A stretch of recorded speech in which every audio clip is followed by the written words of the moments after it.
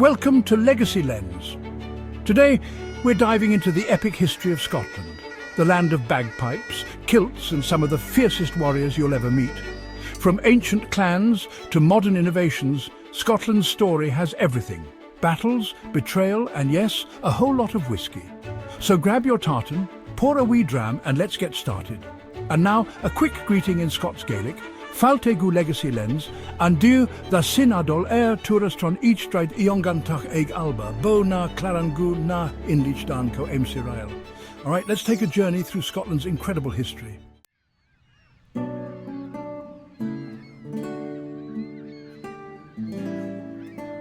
Let's go way back, before kilts were a thing. Ancient Scotland was home to tribes like the Picts, who were so mysterious even the Romans couldn't figure them out. And trust me, the Romans tried. When the Romans built Hadrian's Wall, it wasn't because they were big fans of Scottish scenery. Nope, it was to keep those fierce Picts out. Fun fact, the Picts painted themselves blue.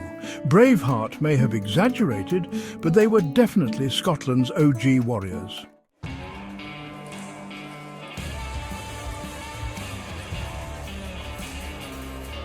Fast forward to the early Middle Ages and Scotland was slowly uniting.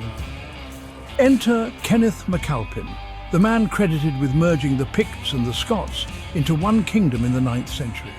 Talk about a power move. Kenneth wasn't just a king, he was Scotland's first big unifier. If he had a motto, it'd probably be "Teamwork makes the dream work," or something equally medieval.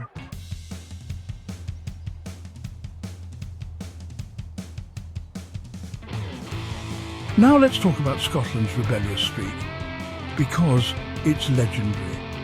By the late 13th century, England thought they could take over Scotland. Big mistake.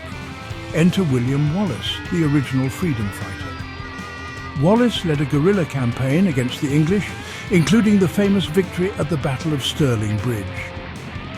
Spoiler alert, there was actually a bridge involved. It wasn't just a catchy movie title.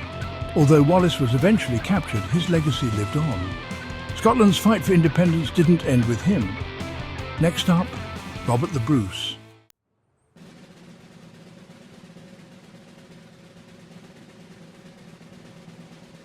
Robert the Bruce took up the mantle, and in 1314 he led Scotland to a decisive victory at the Battle of Bannockburn.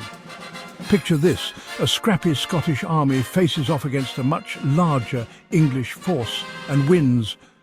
This wasn't just a battle, it was a declaration. Scotland was here to stay.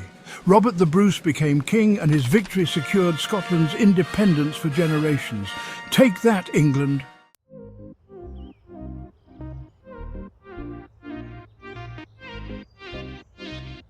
By the 17th century, Scotland and England decided to make things official. Kind of like moving in together, but with way more paperwork.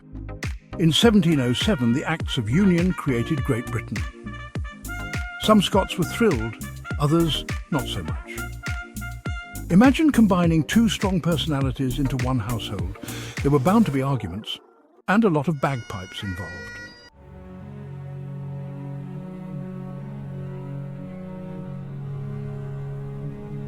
While the politics were messy, Scotland was busy leading the way in science, philosophy and invention. Welcome to the Scottish Enlightenment, where geniuses like Adam Smith and David Hume were basically rewriting the rule book. This was the age of big ideas. Scotland wasn't just about kilts and castles, it was shaping the modern world. Economies?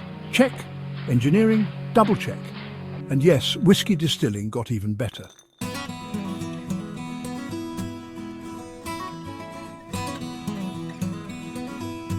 Today, Scotland is a land of contrasts. It's proud of its traditions, bagpipes, haggis and tealits, but it's also leading in renewable energy and tech. Talk about mixing old school charm with new school cool. And let's not forget, Scotland gave us some of the best global exports: whiskey, Sean Connery, and half of Harry Potter's magical world. Cheers to that.